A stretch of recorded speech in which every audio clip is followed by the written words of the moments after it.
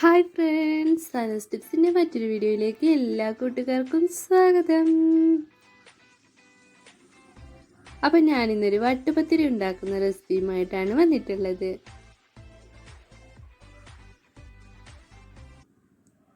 അത് ഞാനിവിടെ 3 ഗ്ലാസ് വെള്ളം ഒന്ന് ചൂടാവാൻ വെച്ചിട്ടുണ്ട്. അതിലേക്ക് ആവശ്യത്തിന് ഉപ്പും കൂടി ഇട്ട് കൊടുക്കുന്നുണ്ട്.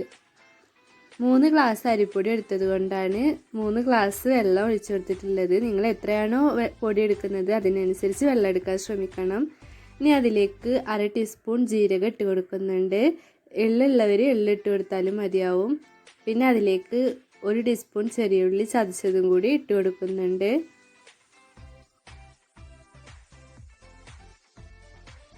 അപ്പോൾ നമ്മുടെ വെള്ളം തിളച്ച് വരാൻ തുടങ്ങിയിട്ടുണ്ട്. അതിലേക്ക് നമുക്ക് അരിപ്പൊടിയും തേങ്ങയും കൂടി ഇട്ട് കൊടുക്കണം. അപ്പോൾ ഞാനിവിടെ തേങ്ങ ചിരവിയിട്ടാണ് എടുത്തിട്ടുള്ളത്. പലരും ഇത് കട്ട് ചെയ്തിട്ടൊക്കെയാണ് ഇടാറുള്ളത്. അങ്ങനെ നമുക്ക് തേങ്ങയും അരിപ്പൊടിയൊക്കെ ഇതിലേക്ക് ഇട്ട് കൊടുക്കാം. അതിനുശേഷം ഇതൊന്ന് നന്നായി വാട്ടിയെടുക്കണം. ഇനി ഞാനതൊരു കൗണ്ടർ ടോപ്പിലേക്ക് കൊട്ടിയിട്ടുണ്ട്. ഇനി ഇത് നന്നായിട്ടൊന്ന് കുഴച്ചെടുക്കണം. ഇതുപോലെ നല്ല പഫി ആയിട്ട് കിട്ടണം. ഇനി അത് നമ്മുടെ പത്തിരിയൊക്കെ പരത്തുന്നത് പോലെ ഒന്ന് പരത്തിയെടുക്കണം.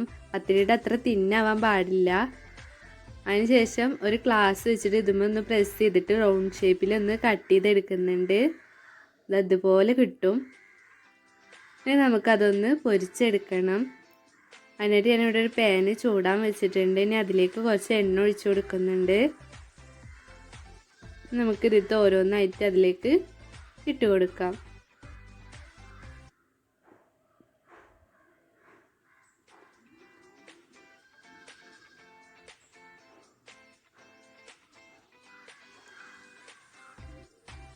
ഇനി ഇതൊരു യെല്ലോ കളർ വരുമ്പോൾ നമുക്കൊന്ന് മറിച്ചിട്ട് കൊടുക്കണം.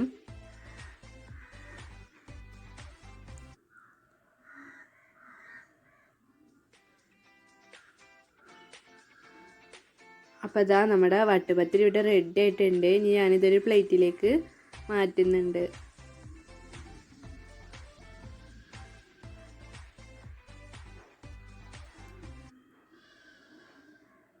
വളരെ എളുപ്പമാണ് ഇത് ഉണ്ടാക്കാനായിട്ട്. എല്ലാവരും വീട്ടിൽ ട്രൈ ചെയ്ത് നോക്കണം.